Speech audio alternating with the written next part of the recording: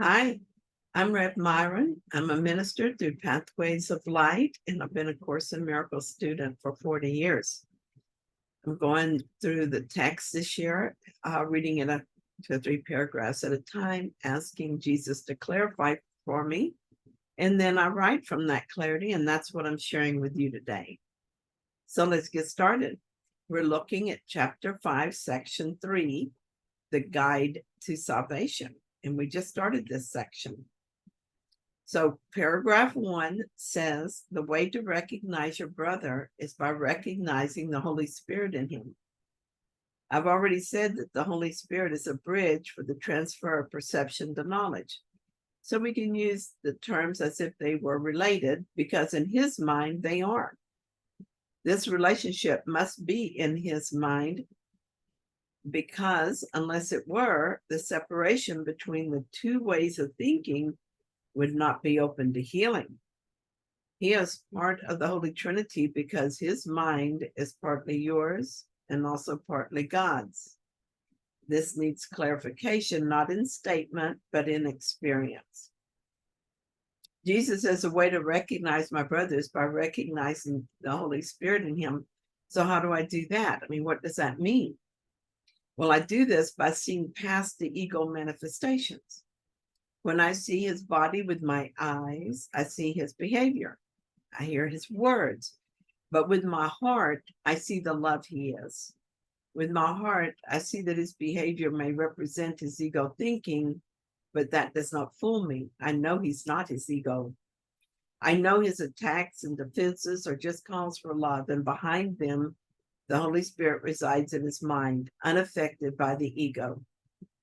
When I hear his words and the Holy Spirit in my mind interprets them for me, the Holy Spirit in my mind bridges the imagined distance between brother and brother. I'm shown the truth that remains unaffected by ego confusion. When I look with my eyes at my brother, I think he's different from me.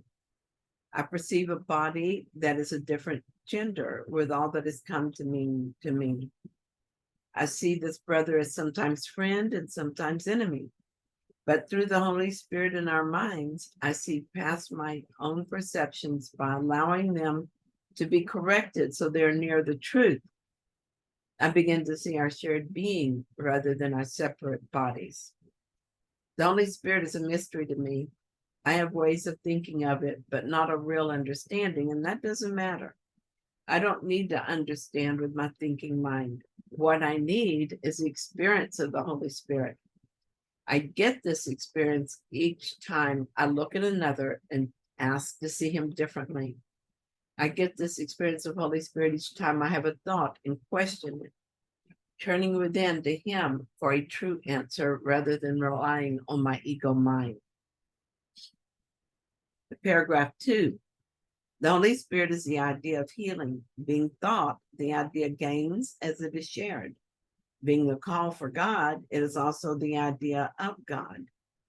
Since you are part of God, it is also the idea of yourself as well as of all his creations. The idea of the Holy Spirit shares the property of other ideas because it follows the laws of the universe of which it is a part. It is strengthened by being given away. It increases in you as you give it to your brother. Your brother does not have to be aware of the Holy Spirit in himself or in you for this miracle to occur. He may have dissociated the call for God just as you have. This dissociation is healed in both of you as you become aware of the call for God in him and thus acknowledge its being. First, I'm reminded that the Holy Spirit is an idea. It is the idea of healing and the idea of God. I know that I act like the Holy Spirit is a person in my mind. I call on him to correct my thinking and heal my mind. But I'm really calling on the idea of God to do this for me. At first, it was just more comfortable for me to think of the Holy Spirit as a him because this was something I could relate to.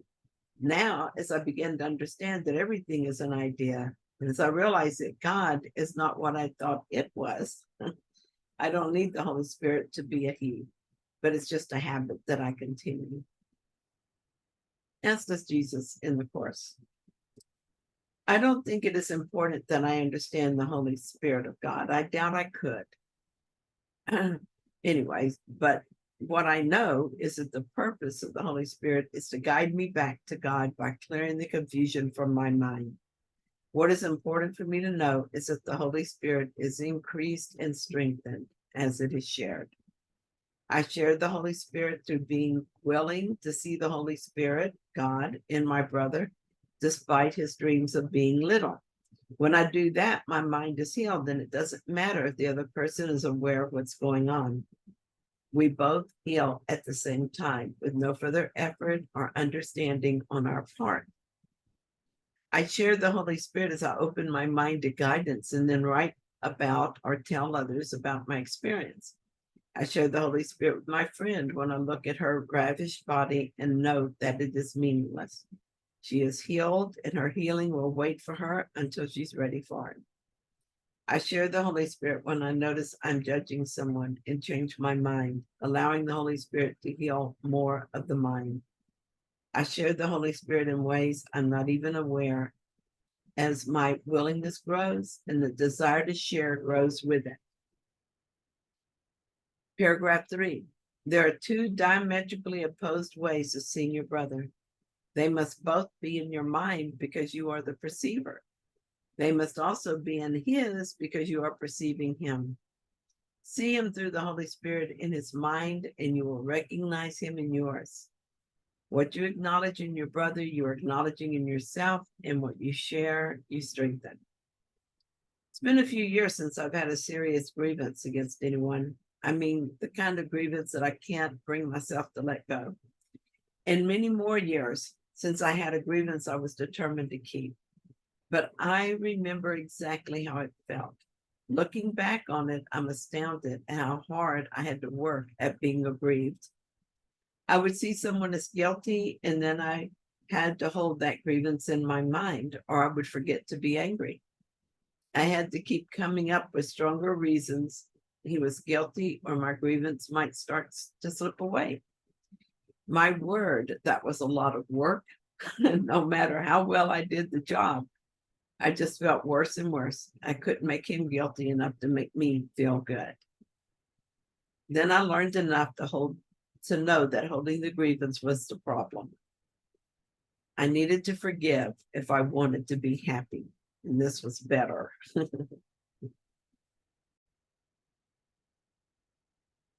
Sometimes it still took a good bit of time to talk myself into it, but at least I knew the direction to go and that I wanted to go there. I fully understood that as I was imagining I was hurting the other person, it was really myself I was hurting. I was conflicted about what I wanted to come from this, so I was uncertain if I wanted to let the other guy off the hook. But I knew I wanted to be free, and I couldn't seem to have both. The whole process felt very difficult and frustrating. Eventually, I understood that we are so connected that it is virtually impossible to hurt someone else and not hurt myself.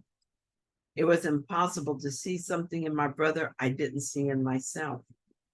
Forgiveness became a simple process of realizing I was confused and choosing to allow my mind to be healed.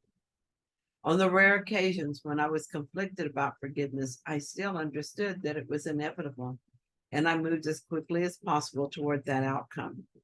Now I don't hesitate to forgive. Anything else would be ridiculous. This paragraph reminds me that there are two diametrically opposed ways of seeing my brother, and they are both in my mind. I'm very familiar with the ego way of seeing. That perspective has been front and center for almost all of my life. It is encouraging to remember that the truth is also in my mind. I just have to look past the ego version to see it. It is right there, patiently waiting for me to notice it. And the more often I take the trouble to shift my vision and see the truth, the stronger it becomes in my mind. And because of the shared mind, my brother is healed along with me. Thank you so much for joining me in this reading. I hope that you found it helpful. If you did, then please like it. And if you haven't yet, please subscribe. And I'll be back tomorrow with another reading. See you then.